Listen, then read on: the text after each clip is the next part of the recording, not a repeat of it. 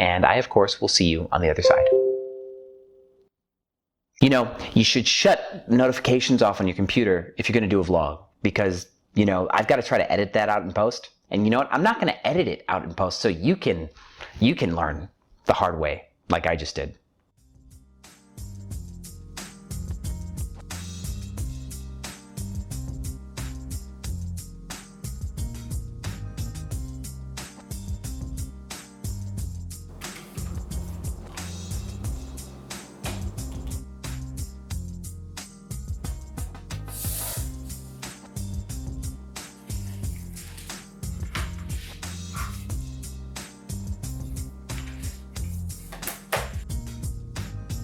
Welcome back, Airbnb family. So I just got off the phone with Airbnb regarding a guest issue, and we tripped over an opportunity to teach you something. So this little vlog will be about security deposits, what they do or don't do, and why you may or may not want to use it. So let's jump right in.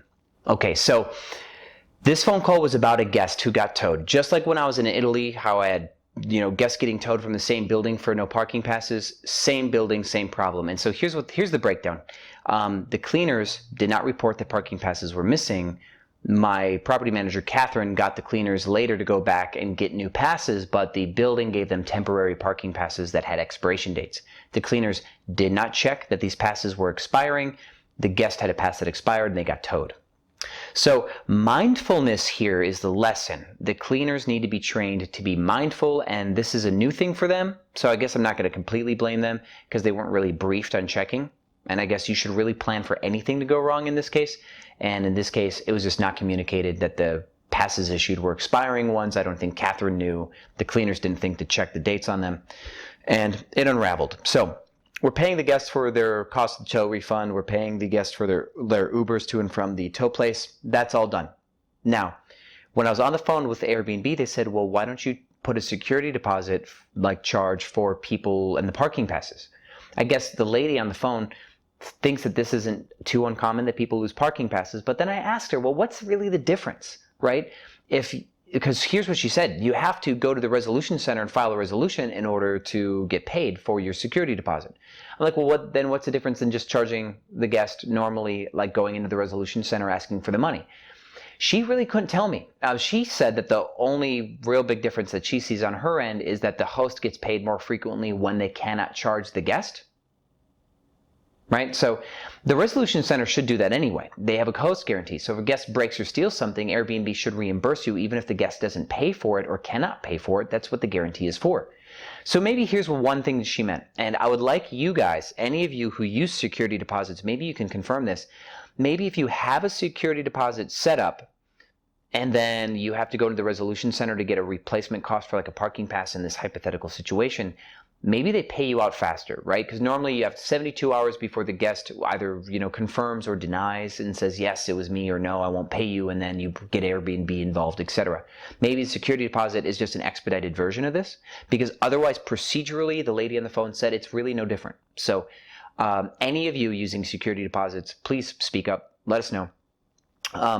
I may go into my Airbnb account, add a security deposit, and then try to like fake checkout and see what it looks like. Because my one speculation here, the reason why I've never added security deposits is I feel if a guest got charged for a security deposit ahead of time, it might defer them from booking with me. And that's why I've never done it. But I think all of us know now, this is a pretty common fact, is that security deposits don't get charged to the guest prior to their stay. They only really pay for the reservation. So the guests aren't really paying the security deposit. So it's really not a security deposit. It's just a forewarning that the host may intend to charge you something because there's commonly a reason to charge you. That's kind of how I interpret it.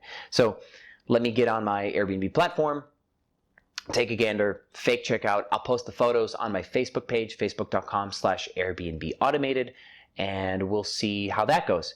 And as you guys saw in my little cinematic reel, we are a little over 600,000 on the year, and there's 4 months left to go. So that's like a 300,000-ish per month we're taking in. So it doesn't look like we'll break $1 million this year, but 2019 is going to be our first $1 million Airbnb year. I'm pretty sure. It's exciting. Well, I am picking up more properties through the end of the year.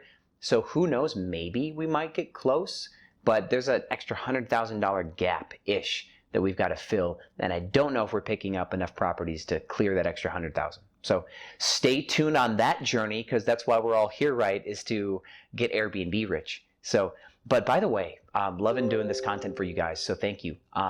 Thank you very much for watching Airbnb Automated. And I, of course, will see you on the other side.